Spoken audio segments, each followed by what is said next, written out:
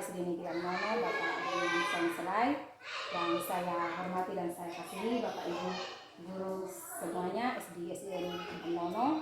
Terima kasih kepada Bapak Ibu guru yang telah menyediakan waktu, walaupun kita dalam berbagai kesibukan tugas dan tanggung jawab kita sebagai guru kelas, tapi masih bisa menyediakan waktu untuk kita membahas tentang beberapa hal yang berkaitan dengan tugas dan tanggung jawab kita sebagai guru. Jadi kami tidak belajar sendiri. Kalau di pendidikan kami belajar dengan kawan-kawan kolaborasi, kawan-kawan guru dari sekolah-sekolah lain. Terus sampai di sekolah kami bagikan apa yang sudah kami peroleh, kami terima kepada rekan-rekan di sekolah supaya kita sama-sama belajar. Nah, dalam kegiatan ini tidak berarti bahwa saya yang paling tahu, tidak. Bukan berarti saya paling tahu, tapi kebetulan karena saya sudah belajar lebih dahulu, jadi saya kemudian membagikan apa yang sudah saya pelajari kepada Bapak Ibu semuanya. Kita saling berbagi. Kegiatan yang akan kita laksanakan pada siang hari ini yaitu berhubungan dengan aksi nyata pada modul 1.4 tentang budaya positif di sekolah. Nah, untuk mencapai ciri-ciri karakteristik yang mau kita capai pada anak-anak supaya bisa memiliki enam karakteristik sesuai profil pelajar Pancasila ini, di sekolah kita perlu menciptakan yang namanya budaya positif. Nah, kalau budaya itu berarti ya kebiasaan atau apa yang sudah kita lakukan secara terus-menerus sering. Nah, kalau begitu budaya positif ini maksudnya di sini apa yang kita lakukan di sekolah secara terus-menerus. Kita lihat. Kalau dari pengertian, ini juga ada pengertian dong, ada semua di internet, jadi kita bisa searching. Tapi yang kita mau bahas di sini, budaya positif itu nilai-nilai, keyakinan-keyakinan, kebiasaan di sekolah yang berpihak pada murid, supaya murid dapat berkembang menjadi pribadi yang kritis, penuh hormat dan tanggung jawab. Jadi budaya positif di sini bukan berarti bahwa kita mau melakukan sesuatu tanpa tujuan, tapi apa yang mau kita buat ini harus garis bawah yang ini, positif. Melakukan sesuatu secara positif, memberikan disiplin juga secara positif dan lain-lain. Jadi kita membiasakan hal-hal baik di sekolah, karena sekolah merupakan tempat belajar anak-anak, tempat tumbuh berkembangnya anak-anak. Nah, kalau dari sekolah saja anak-anak susah untuk belajar hal-hal baik, bagaimana mereka bisa sampai di rumah? Di rumah lingkungan belajar, lingkungan bergaul lebih susah, lebih luas. Jadi sekolah ini harusnya menanamkan hal-hal baik kepada anak-anak. Nah, dalam membelajarkan hal-hal baik itu tentu ada yang namanya disiplin. Biasa kalau kita dengar kata disiplin, yang terlintas dalam pikiran kita apa? Dua orang bisa kasih pendapat. Kalau ngomong tentang disiplin, kira-kira apa yang kita pikirkan pertama? Disiplin berkaitan dengan apa? Aturan, ada lagi? Iya. Jadi disiplin, kalau kita ngomong tentang disiplin, bicara tentang disiplin pasti tentang aturan. Kalau kita bilang mau mendisiplinkan siswa, berarti mau mengatur siswa untuk lebih baik.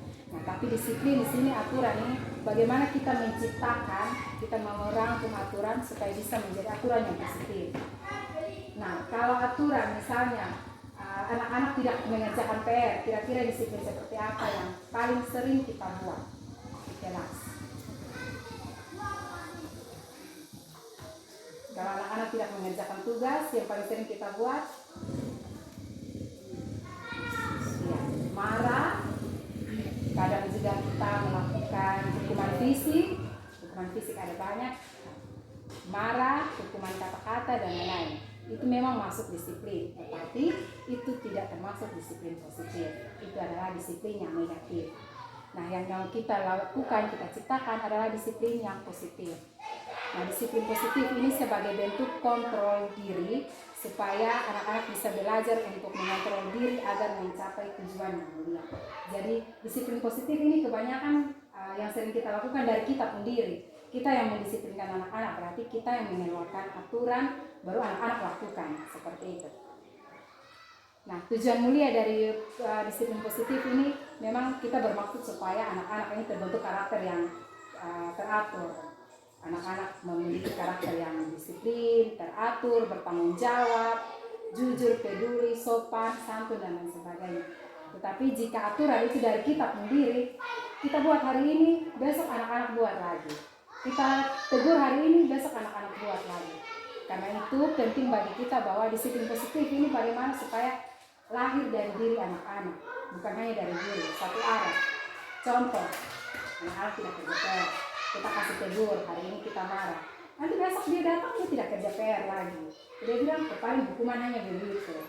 Misalnya kasih contoh, hari ini di telinga, contoh di telinga. Besok dia datang, masih sambil kerja, di tangan. Lusa dia datang, masih tidak kerja, di kaki. Dia merasa disiplin, tidak kerja PR, hanya itu saja. Paling dapat sentuh sedikit, tarik sedikit telinga, setelah itu sudah biasa. Nah, jadi tidak muncul niat dari anak-anak untuk memperbaiki perilaku. Karena itu penting bagi kita untuk menciptakan disiplin positif supaya anak-anak sendiri yang niat supaya bisa berubah. Anak-anak sendiri yang niat untuk memperbaiki perilaku. Nah, supaya kita tahu bagaimana caranya supaya anak-anak bisa memperbaiki perilaku, kita harus tahu terlebih dahulu motivasi dasar perilaku manusia. Jadi baik itu anak-anak maupun kita sebagai guru-guru, ada motivasi dari perilaku kita masing-masing. Semua ini berlaku secara universal. Jadi bagi semua manusia ada 3 motivasi dasar, yaitu yang pertama, menghindari ketidaknyamanan atau hukuman. Biasanya, jangan pakai kita guru. Contoh dari anak-anak. Anak-anak kerja PR untuk apa? Dapat nilai. Selain dapat nilai positif supaya ada niat. Terus yang ada lagi dapat nilai, ada niat untuk baik. Yang satu supaya tadi apa? Guru jangan otomatis dia pikir kalau ini hari saya tidak kerja PR, saya pergi jemur di panas. Ini hari saya tidak kerja PR, saya pergi cabut rumput di luar. Dia dapat hukuman. Jadi untuk tidak mendapat hukuman, dia menghindari hukuman atau ketidaknyamanan sehingga dia harus kerja PR. Itu motivasi yang pertama. Nah, motivasi perilaku manusia yang kedua, mendapatkan imbalan atau penghargaan dari orang lain. Seperti tadi Bu Yanti bilang, mendapat nilai. Saya mau kerja PR supaya dapat nilai. Berarti dia ingin mendapat penghargaan, mendapat imbalan. Nah, motivasi yang ketiga ini sebenarnya yang paling ideal atau yang paling ideal itu maksudnya di sini yang paling cocok, yang paling efektif kira-kira dimiliki oleh anak-anak, yaitu menjadi orang yang diinginkan dan menghargai diri sendiri dengan nilai-nilai. Seperti tadi yang bilang juga bahwa dia mengerjakan tugas karena dia meyakini bahwa karena saya seorang siswa, jadi memang itu tidak saya mengerjakan tugas. Saya bukan mengerjakan tugas supaya jangan dapat hukuman atau supaya dapat nilai bagus, tidak. Tapi memang itu kewajiban saya agar saya bisa menjadi murid yang lebih baik dari waktu ke waktu. Saya bisa menjadi pribadi yang lebih baik dari setiap saat, belajar untuk menjadi lebih baik. Nah, itu 3 motivasi perilaku manusia. Nah, dari ketiga motivasi perilaku manusia ini diharapkan bisa mewujudkan disiplin positif yang harus ditanamkan dalam diri murid-murid. Terlebih di poin terakhir tadi, menjadi orang yang diinginkan dan menghargai diri sendiri. Jadi dari motivasi yang terakhir ini diharapkan mampu mewujudkan disiplin positif yang ada di dalam diri anak-anak. Nah, kalau sudah begitu, bagaimana caranya? Caranya tadi sudah kita bahas, yaitu menciptakan motivasi intrinsik.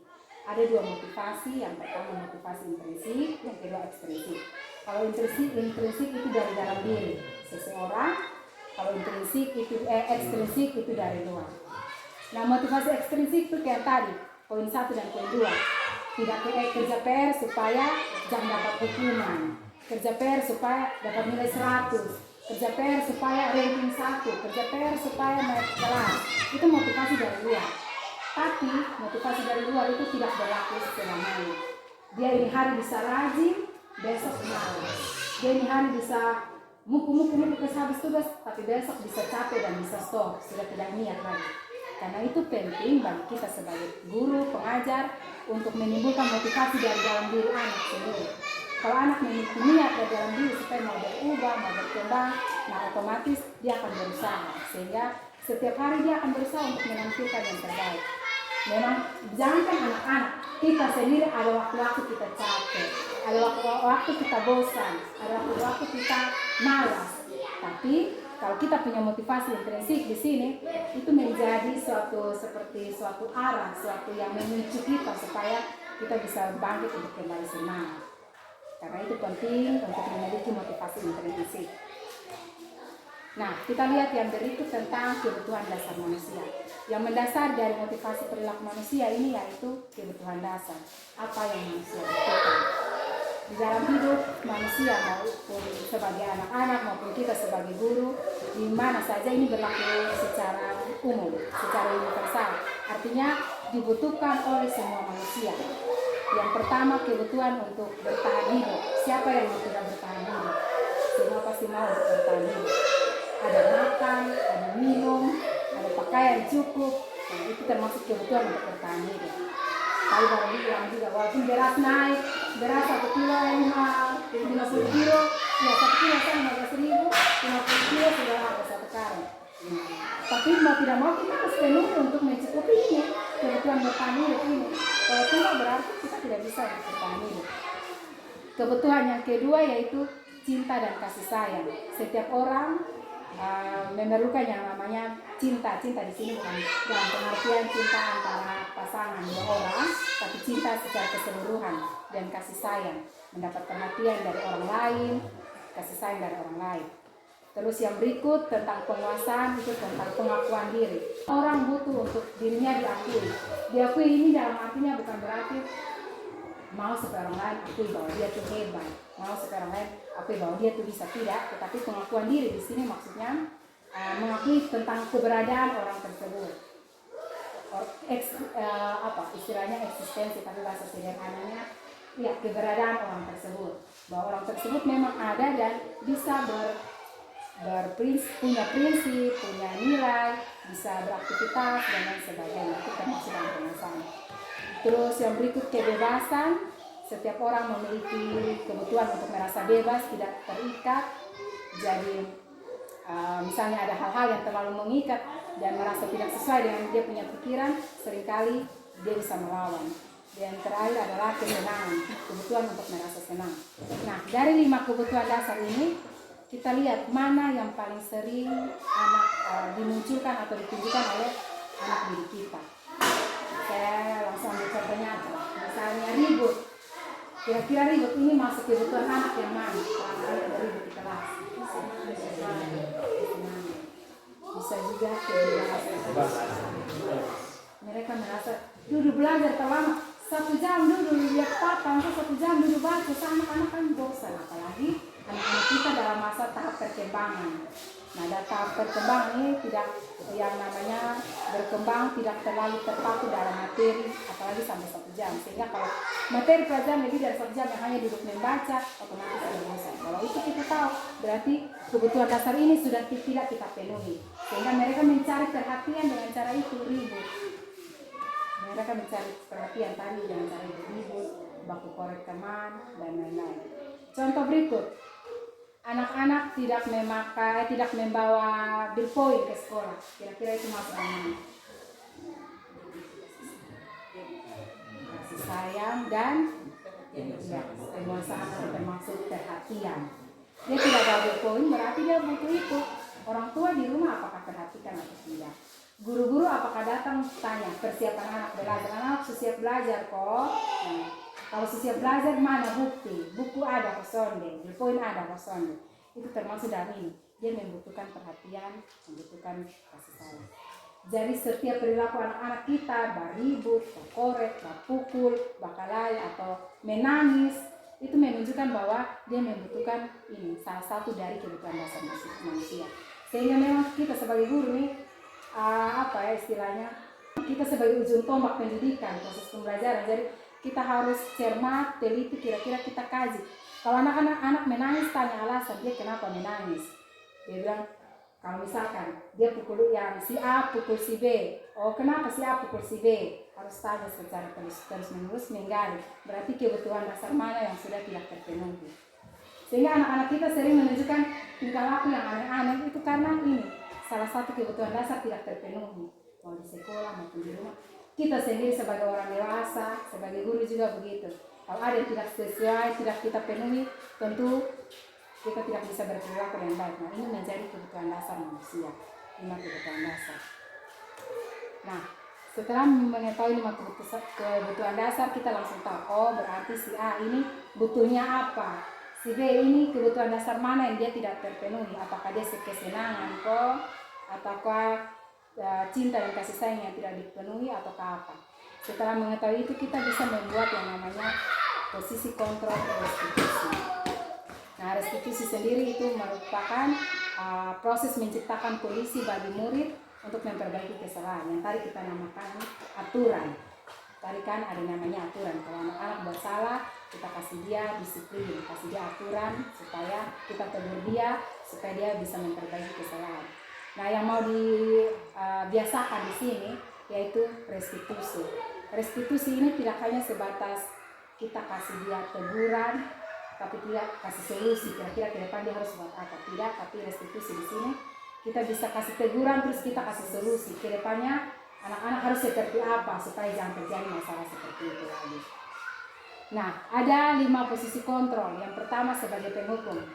Saya ajak kita sama-sama refleksi. Saya juga sama-sama refleksi. Penghukum ini yang paling sering dan paling banyak dilakukan di sekolah-sekolah. Bukan hanya di satu sekolah, tapi banyak di sekolah. Apakah betul demikian? Mari kita refleksi. Kalau anak-anak ribut, kira-kira apa yang kita buat? Otomatis marah. Otomatis tidur langsung pakai hukuman fisik dan lain-lain. Nah, itu berarti kita memiliki posisi kontrol guru sebagai penghukum. Yang kedua, posisi kontrol restitusi itu sebagai pembuat merasa bersalah. Contoh, hari ini si A tidak hadir. Bukan tidak hadir, ia datang terlambat. Besok juga tidak hadir, selama 1 minggu tidak hadir. Kita memberikan disiplin dengan membuat si A ini merasa bersalah. Contohnya begini, kenapa kamu tidak datang 1 minggu? Kamu tidak datang 1 minggu, akhirnya ibu yang ditanya oleh bapak kepala sekolah, kenapa kamu tidak datang? Kamu tidak datang selama 1 minggu, akhirnya ibu tidak bisa isi nilai di sini, kenapa kamu tidak datang? Jadi kita membuat si A atau yang membuat kesalahan ini merasa bersalah.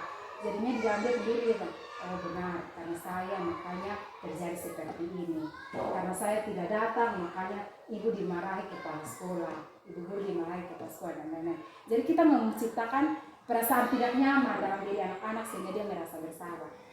Nah, kalau seperti itu anak-anak belum tentu bisa memperbaiki kesalahan dengan baik. Kita lihat lagi posisi kontrol yang ketiga sebagai teman. Ini juga paling sering kita lakukan di sekolah. Kita memberikan disiplin sebagai teman. Contohnya misalkan si A tidak kerja PR. Kita ngomong, tapi kita sambil merangkul dia. Kenapa tidak kerja PR? Kerja. Ini anak hebat. Bagaimana kalau tidak kerja? Bilang anak hebat kok tidak kerja PR. Kita menganggap kita berdiri sebagai teman oleh si A atau yang membuat masalah. Terus itu yang dinamakan posisi kontrol teman. Posisi kontrol yang keempat adalah pemantau. Pemantau ini juga sering dilakukan, yaitu kita memantau perilaku dari anak-anak, kemudian kita mulai meluruskan. Kalau salah kita bilang itu salah, kalau benar kita bilang itu benar. Yang harus dibuat apa, kita dikte kasih mereka. Yang harus kalian buat itu ini. Rajin, kerja tugas, jangan marah-marah, jangan marah dengan teman, jangan maki. Kita yang dikte mereka. Tapi dari mereka sendiri tidak kasih tahu apa yang mereka mau atau apa yang mereka butuhkan. Nah, posisi yang terakhir adalah posisi sebagai manajer. Ini posisi kelima ini dianggap sebagai posisi yang paling cocok atau paling baik untuk kita sebagai guru terapkan di sekolah. Kenapa? Karena posisi manajer ini tidak hanya dari kita guru, tapi dari anak-anak. Kita tanya, kira-kira kamu datang terlambat ini karena apa? Dia kasih tahu, oh karena masih pindah air. Kita langsung kasih solusi. Kalau begitu bangun lebih awal untuk pindah air dan lain sebagainya. Jadi posisi kontrol yang kelima ini dianggap sebagai posisi yang paling cocok kita terapkan, karena ini tidak hanya dari kita para guru, tapi kita kerjasama dengan siswa. Kira-kira mau buat aturan seperti apa? Hari Senin yang lain tidak pakai seragam, yang lain pakai baju batik saja kita buat. Kenapa kalian tidak pakai baju seragam semua, tapi ada yang warna-warni? Kita tanya kira-kira alasan mereka apa. Terus kita buat kesepakatan sama-sama tentang aturan sekolah. Ini juga berlaku di kelas, aturan kelas. Biasa kebanyakan kan kalau kita buat, kita sudah langsung buat aturan kelas. 1, jangan ribut. 2, jangan nyontek. 3, jangan itu. Di sekolah pun juga demikian, kita sering buat aturan-aturan. Tapi yang harus kita biasakan di sini yaitu ini, posisi manajer. Mencari tahu kira-kira kebutuhan apa, kesepakatan apa yang kita buat. Jadi ini berdasarkan kesepakatan antara kita sebagai guru, kepala sekolah dengan anak-anak, kesepakatan apa yang kita buat. Nah tentunya kita bilang, anak-anak di sini nih kamu ajar dong untuk ajak buat kesepakatan, jangankan itu, suruh dong buat lain, nanti dong kita lain. Nah ini mau ajar buat kesepakatan, mereka mana? Memang ini menjadi tantangan, itulah yang dinamakan tantangan kita sebagai guru. Saya sering ini kelakar menggila, memang dulu-dulu siapa yang mau pilih jadi guru, dulu-dulu kenapa mau jadi guru. Ternyata ke depan semakin belajar kita semakin tahu bahwa tugas guru ini ternyata banyak, bukan hanya mengajar, mendidik dan lain, tetapi mendidik karakter. Itu yang paling utama, dan yang paling susah tuh mendidik karakter.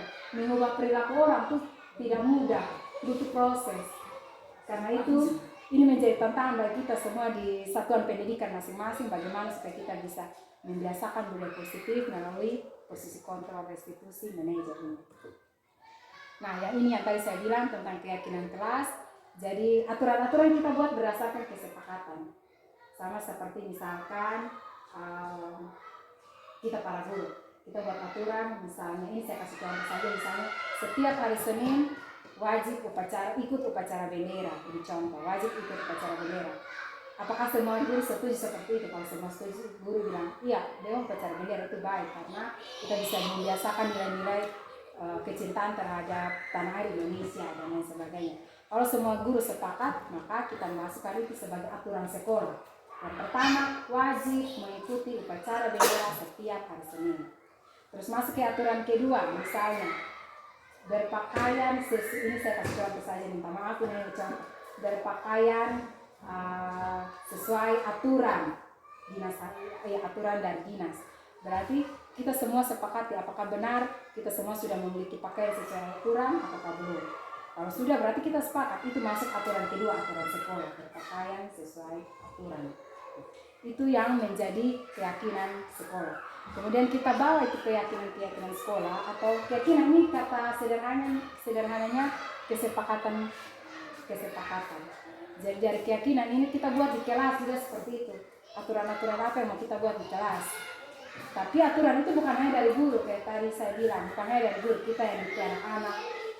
1, jangan ribut, 2, jangan nyontek, 3, rajin kerja PR, 4, jangan bakalai dan lain-lain. Tidak seperti itu, tapi kita ajak anak-anak untuk buat aturan. Ya, ini anak-anak sekarang kita mau buat tentang keyakinan kelas. Keyakinan kelas ini berkaitan dengan aturan atau kesepakatan di kelas. Kira-kira kita mau di kelas ini kita buat apa? Apakah di kelas ini kita bisa belajar sambil ribut-ribut? Kalau mereka bilang tidak ibu, berarti kita harus belajar sambil dalam situasi yang tenang dan nyaman. Kita mulai masukkan dalam keyakinan kelas. Berarti nomor 1, belajar dengan tenang dan nyaman. Nah, yang menjadi catatan di sini karena ini budaya positif, berarti dia punya kalimat itu harus kalimat positif. Kita tidak menggunakan kalimat negatif. Contoh, Contoh, tidak mengganggu teman atau tidak memukul teman. Kata tidak itu berarti termasuk dalam kalimat negatif. Tidak. Karena itu kita perlu merumuskan kalimat ini menjadi kalimat yang positif. Tidak mengganggu teman berarti kalimat positifnya apa? Sebaliknya dari itu, saling menghargai. Tidak menyontek, sebaliknya dari itu berarti rajin belajar. Jadi kalimat positif yang kita tulis di dalam keyakinan kelas. Keyakinan kelas ini kalau dulu kita sering bilang aturan kelas atau kesepakatan kelas. Nah, yang berikut sedikit lagi dengan tapi di sini mau habis sedikit lagi. Yang berikut tentang segitiga restitusi. Segitiga restitusi ini maksudnya saat anak-anak melakukan kesalahan atau melanggar aturan, kita menerapkan ini supaya mereka bisa memperbaiki kesalahan. Yang pertama dalam segitiga restitusi itu ada tahap menstabilkan identitas. Tahap menstabilkan identitas di sini maksudnya kita tanya kembali mereka punya nilai dan diri. Saya kasih contoh, misalnya masih pakai contoh anak tidak kerja PR, kita tanya. Sering kita bilang apa kalau anak tidak kerja PR? Kenapa tidak kerja PR? Ini PR terlalu susah kok sampai tidak kerja. Kita langsung ponis dia. Ini kerja bermain terus, dia kok tidak kerja PR. Kita langsung ponis dia bahwa dia tidak bisa, dia tidak mampu dan sebagainya. Tapi di segitiga institusi kita akan belajar bahwa ada 3 tahap. Yang pertama, menstabilkan identitas. Kita tanya dia, tidak kerja PR karena apa? Dia bilang, di rumah tidak ada lampu tidak ada misalnya. Atau tidak tahu PR terlalu susah. Kita mulai kembalikan dia punya keyakinan diri supaya jangan buat dia merasa minder. Jangan buat dia merasa minder. Kita mulai menstabilkan identitas. Oke, itu tidak apa-apa. Semua orang pasti punya kesalahan. Semua orang pasti pernah melakukan kesalahan. Kamu bukan satu-satunya orang yang pernah melakukan kesalahan. Semua orang pernah melakukan kesalahan. Nah, itu termasuk dalam tahap menstabilkan identitas supaya anak kembali percaya diri bahwa ternyata dia bisa. Kalau dia sudah malu, dia minder, kita ngomong apapun tetap tidak bisa masuk di dalam otak. Jadi kita coba supaya dia jangan malu, jangan minder. Kita tahap menstabilkan identitas. Setelah itu kita masuk pada validasi tindakan yang salah. Setelah kita kasih tahu bahwa kenapa, kita tanya alasan kenapa tidak kerja PR dan ini dia bukan satu-satunya orang yang pernah melakukan kesalahan, kita masuk tahap validasi tindakan yang salah. Kita mulai tanya, ya kalau begitu tidak kerja PR ini baik atau tidak? Tentu anak-anak jawab, tidak kerja itu PR itu tidak baik. Nah kalau perbuatan tidak baik, apakah mau lakukan terus atau kamu mau stop? Tentu dari mereka bilang mau stop. Atau siapa yang merasa bersalah dia rasa percaya diri untuk melakukan terus. Nah itu masuk dalam validasi tindakan yang salah. Kita mulai memisahkan, kita mengkategorikan kalau yang dia buat ini benar atau salah.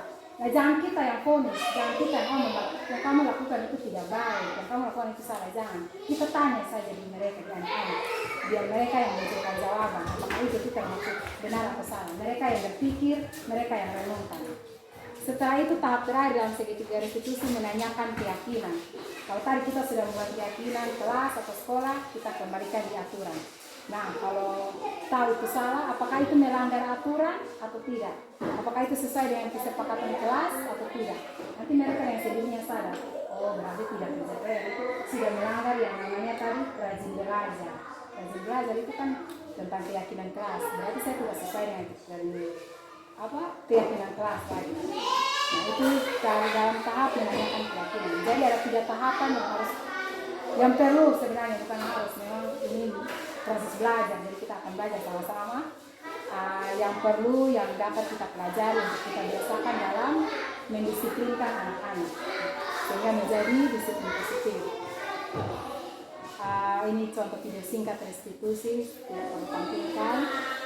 Ya, jadi sampai di situ ini sudah masuk ke penutup. Jadi intinya saat kita membentuk budaya sekolah ini, yang paling penting adalah berfokus pada kebutuhan murid. Apalagi dalam implementasi IKN ke depan yang difokuskan adalah murid. Bapak pendidikan kita, pendidikan nasional Ki Hajar Dewantara bilang, mungkin kita bisa searching di internet, Inarso Sungtulodo, Imadia Karsa, Tukurin Anayani. Sebagai guru kita berada di depan untuk memberi contoh. Sebagai guru kita ada di samping untuk memberikan semangat atau motivasi.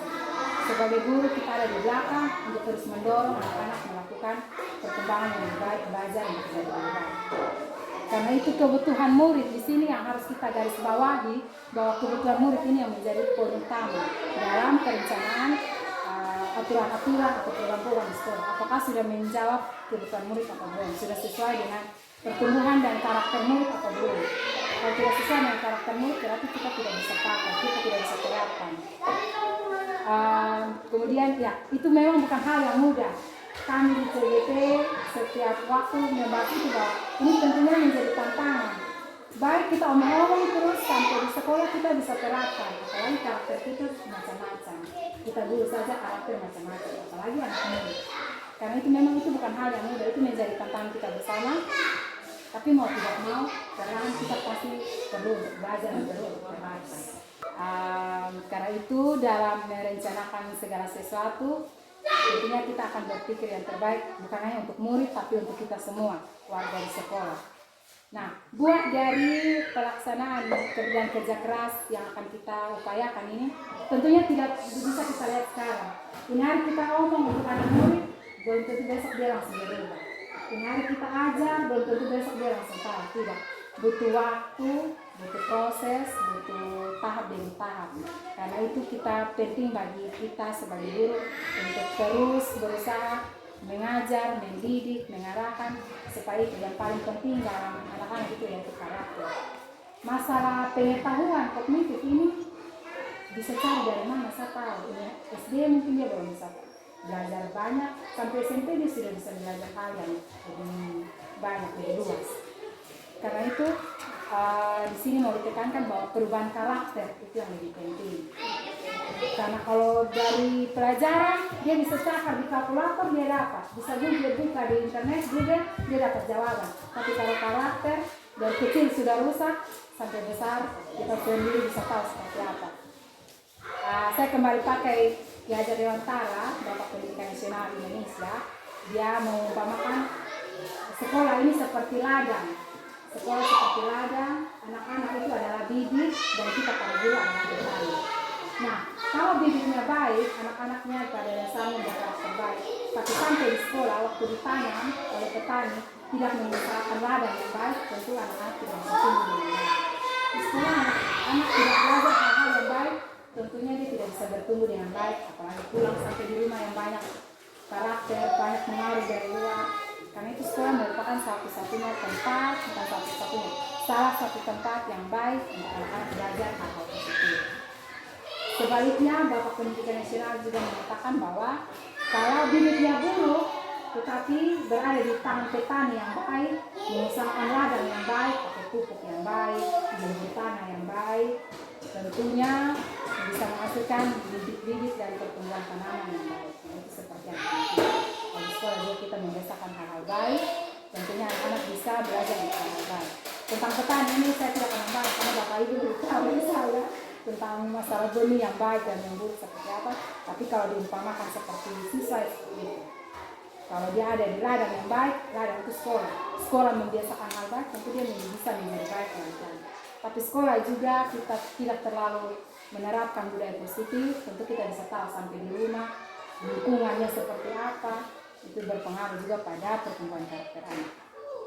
Nah, karena itu buah dari kerja keras bukan kita lihat saat ini, tapi besok-besok saat anak-anak kita sudah bertumbuh menjadi orang yang dewasa mungkin seperti kita, sudah besar, sudah sukses di pekerjaan, terus sukses di kehidupan dan dia punya cara bergaul, berkomunikasi dengan orang lain bisa jadi baik.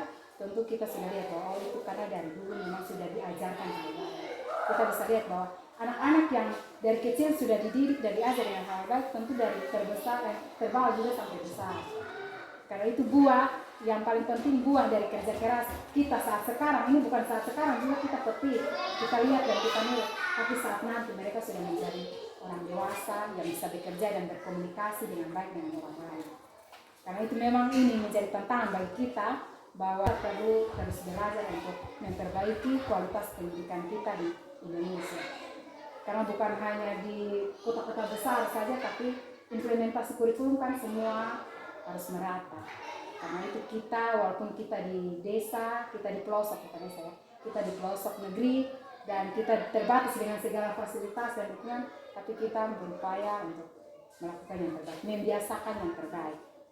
Pelan-pelan, bersama-sama. Karena kalau sendiri-sendiri satu-satu dua orang pasti susah. Tapi kalau bersama-sama, saya rasa itu bisa mendorong kita untuk lebih baik. Oke, itu saja. Sekian dari saya. Sudah cukup panjang. Terima kasih dan saya kembalikan kepada Bapak Ibu, Bapak Kepala Sekolah.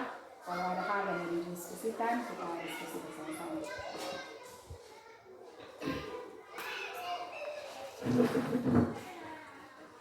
Ini apa?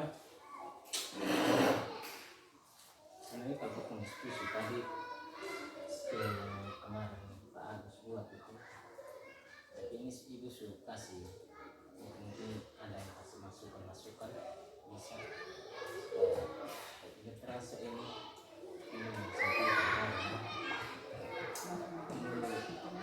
satu tuntutan buat kita nih. Artinya yang kita buat ini hal yang positif ini tidak ada yang kata tidak saja tidak itu masuk dalam negatif. Berarti kita berusaha untuk pakai kata-kata yang positif semua. Nah, ini artinya butuh waktu untuk kita lebih belajar untuk mencari kata-kata yang positif semua. Makanya kita di sini sudah biasa dengan anak-anak yang begini, lebih banyak kata negatif yang kita pakai. Nah ini yang tadi kita ini misalnya kata tidak termasuk dalam artinya negatif atau positif. Nah kita mesti banyak cari kata-kata ya. Artinya yang kita gunakan ini juga rasa yang lembut, karena kalau kita kasar sedikit juga itu sudah sepanjang kita lihat ini sepanjang kita pakainya yang positifnya sedikit, yang negatifnya juga apalagi ini macam tadi itu ada yang harus pastinya kita perlakukan anak sebagai teman tapi itu sudah makanya kita lihat ini hari ini kita sudah juga berat ini kita serius ini tantangan buat kita ini masih lebih bagus di SMP SMA masih lebih bagus SMP SMA kita yang dari dasar ini harus untuk mereka dari dasar ini kita tantangan berat ini. Nah, kan anak kecil kita harus ajak dia untuk buat keputusan bersama. Itu tugas yang artinya semua ada di kita. Kita harus pakai cara bagaimana supaya bisa bagi mereka untuk mereka juga bisa mengeluarkan ide-ide mereka supaya ini yang susah kita ikut ini bagus ini malam tapi kita berusaha kita harus berusaha lebih banyak berusaha cari kata-kata yang pusing. Ya, terima kasih Bapak Kepala Sekolah. Jadi memang seperti yang sudah kita bicarakan sebelumnya, ini memang tantangan maksudnya di sini memang butuh niat dari masing-masing kita juga. Memang ini tugas kami para calon guru penggerak untuk meneruskan informasi, mentransferkan informasi yang kami sudah dapat di pendidikan guru penggerak ini kepada rekan-rekan sejawat di sekolah masing-masing. Nah, sampai di sekolah maunya dibuat seperti apa itu kembalikan kepada teman-teman sekolah dan kepala sekolah. Jadi di sini ini maksudnya tidak serta-merta paksa kita untuk harus segera kita terapkan dan kita jalankan ini sekarang, tidak. Ini selanjutnya mau penerapan seperti apa, kebijakan seperti apa, pelaksanaan seperti apa, kembali ke sekolah, kembali ke keputusan kita bersama seperti itu. Jadi kegiatan diseminasi tentang budaya positif ini sudah selesai dilakukan dan selanjutnya seperti apa penerapan dan lain-lain dikembalikan kepada sekolah. Bagaimana seperti apa itu menjadi kewenangan sekolah seutuhnya, bukan paksaan dari program ini. Jadi ini juga maksudnya supaya setelah program bukan berarti kita berhenti dapat sertifikat sudah selesai, tidak, tapi kita bisa terus belajar untuk memperbaiki pendidikan di sekolah masing-masing. Agar kita sekolah kalau tidak membangun hanya kalau kita lakukan terus menerus mengurangi darah tinggi karena sampai kata-kata kasar